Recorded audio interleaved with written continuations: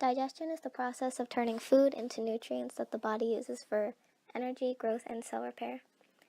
The digestive system in our bodies is responsible for the breakdown of nutrients from foods and drinks into carbohydrates, fats, proteins, and vitamins. It does this by moving food through the gastrointestinal tract.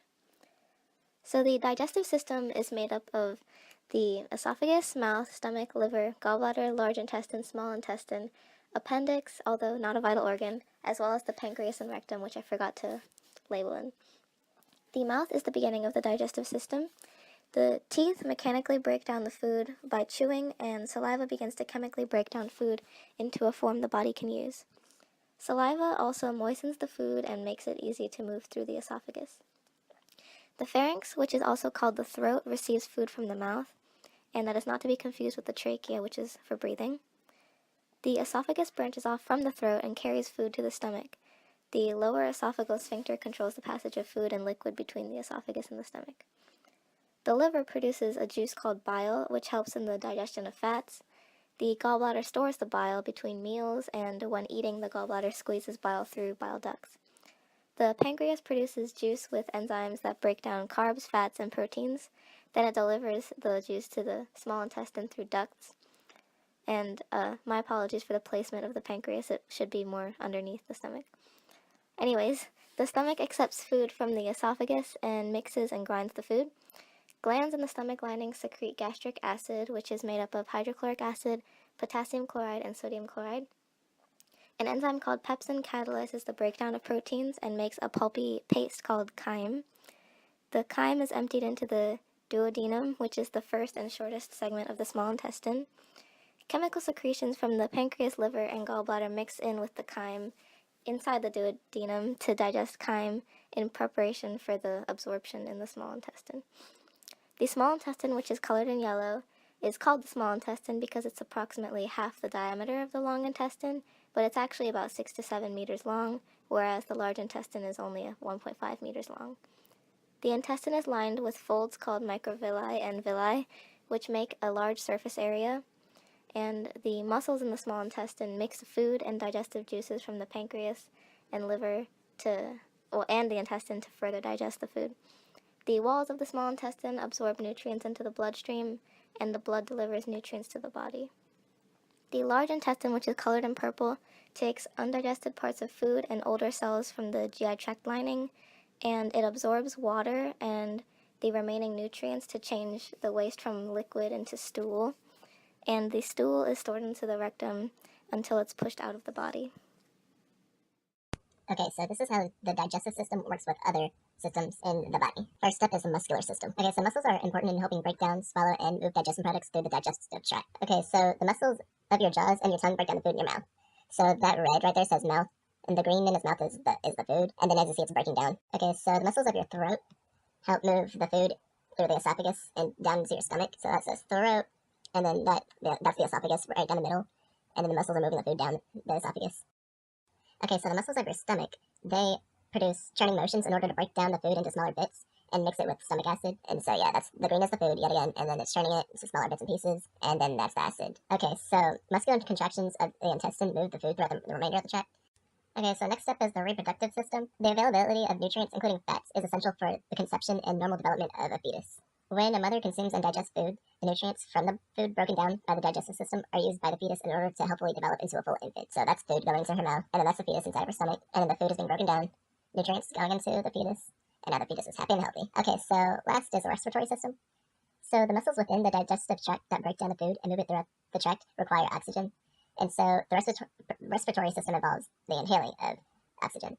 So that's the digestive tract, and those are the muscles in red.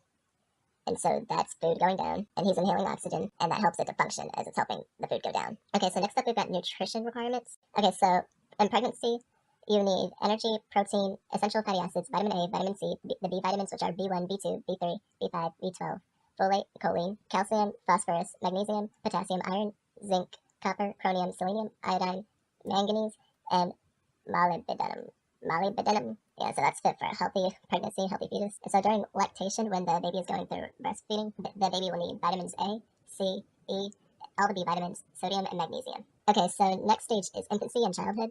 So an infant or child will need energy, protein, and essential fatty acids. In adolescence, you'll need energy, protein, calcium, phosphorus, magnesium, and specifically for females, zinc. Okay, so in early adulthood, which is from ages 19 to 50, men will need vitamin C, K, B1, B2, B3, and choline, magnesium, zinc, chromium, manganese, and females will need iron. Okay, so middle-aged people, ages 51 to 70, they'll need vitamin B6 and vitamin D. Okay, so elderly, ages 70 plus, will need vitamin D. Okay, so here's some common foods that meet and also don't meet the nutrition requirements. Okay, so first up is eggs. So the ways that they do meet the requirements is that eggs have one of the highest amounts of proteins, vitamins, minerals, essential fats, and various trace nutrients. Okay, so they don't meet the requirement in the way that eating many eggs will increase cholesterol, which can increase the risk of heart disease, especially if you have diabetes. Okay, so next up is chicken. So it meets the requirements in that it's high in energy, saturated fats, calcium, iron, magnesium, phosphorus, potassium, and zinc. So chicken doesn't meet it in that it increases the risk of heart rate and diabetes as it contains cholesterol and saturated fat. Okay, so lastly is milk. So it meets the requirements in that it's rich in calcium, carbohydrates, protein, vitamins, minerals, and essential fat. Okay, so it doesn't meet it in that cow's milk is specifically designed for calves. It contains 3 times the amount of protein that human milk contains, which creates metabolic disturbances that have detrimental bone health consequences. We're going to go over the differences in governmental regulation for food safety standards and nutrition facts, and also the differences in the function of the digestive system between different animals. Let's begin by covering different methods of dairy pasteurization. Pasteurization itself is a process of removing harmful pathogens from dairy products, such as milk, by heating them to a temperature in which most microbes cannot survive. In the United States, the most common method of dairy pasteurization is high-temperature short time, which heats the milk to a relatively high temperature for a moderate amount of time. However, in the European Union, ultra-high temperature processing is more common. UHT is more effective at killing microbes, but can leave milk tasting off. UHT can add months to a jug of milk shelf life. The following chart gives the FDA definition of pasteurize, as well as the various temperatures and corresponding amounts of time to be recognized as such. Note that for a product to be considered ultra-pasteurized, it must have been raised to at least 280 degrees Fahrenheit for at least 2 seconds. Now let's move on to nutrition labeling. One of the key regulations to consider is the critical point at which a food can be considered sugar-free. In the United States, the FDA allows foods containing less than 0.5 grams of sugar per serving to be rounded down to 0 and labeled as sugar-free. One relevant example can be shown in the case of Tic Tacs. If you get a box of Tic Tacs and look at the ingredients list, you will find that sugar is the number 1 ingredient in Tic Tacs. However, they are labeled as sugar-free. This is because Ferrero, the company that manufactures Tic Tacs, has chosen the serving size deliberately so that the grams of sugar per serving stays under the 0.5 limit. This is explained in the frequently asked questions section of their website. Other countries, such as Malaysia, have a stricter limit. The critical point for rounding down to 0 in Malaysia is 0.05 grams per 100 grams of product. This brings up another key point. In Europe, all nutrition information shown on the back of the label corresponds to a standardized serving of 100 grams. This differs greatly from the United States system, in which the company making the product gets to choose the serving size. The end effect is that it is easier to compare the nutritional information to similar products in Europe than it is in the United States. Additionally, each ingredient in the ingredients list must be labeled with the percent mass of that ingredient in a 100 gram serving. Now on to differences in the digestive system between different species. The avian, or bird, digestive system is unique because of the beak, the crop, and the gizzard. The crop is located along the esophagus and is used to store food when there is not room in the stomach. When there is no food in the crop, the bird will feel hunger. The gizzard is an organ used to physically grind down food before it is digested chemically in the stomach. Often, birds will intentionally eat sand or other grit, which ends up in the gizzard and helps the grinding process. However, this is not totally unique to the avian digestive system, as the crop and gizzard are also found in the digestive system of earthworms. Ruminants, a group that includes cows, goats, and llamas, have specialized multi-chambered stomachs, where each chamber plays a specific role. In the rumen and reticulum, food is stored and broken down slowly by bacteria colonies. The omasum is used to absorb water from food. Finally, the abomasum is a typical stomach containing hydrochloric acid and digestive enzymes. One last major group of digestive systems uses extracellular digestion. Many species, including spiders and fungi, will secrete or inject digestive enzymes into their food before consuming it.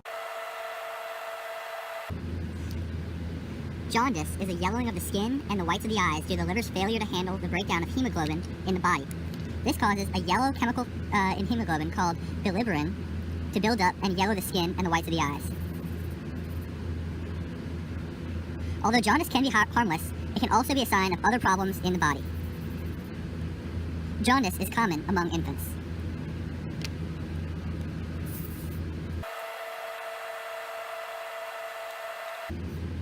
Cirrhosis is a scarring of the liver due to injury or chronic disease.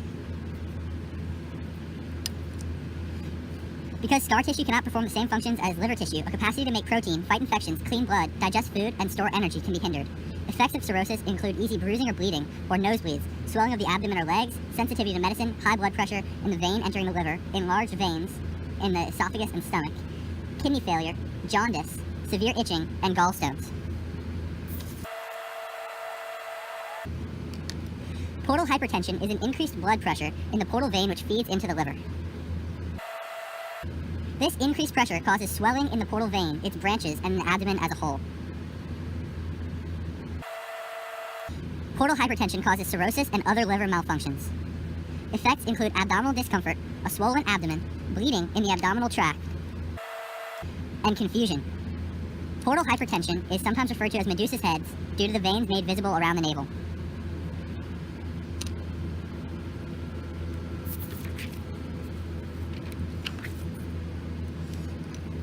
Between 10 trillion and 100 trillion microorganisms inhabit your gut at any point in time.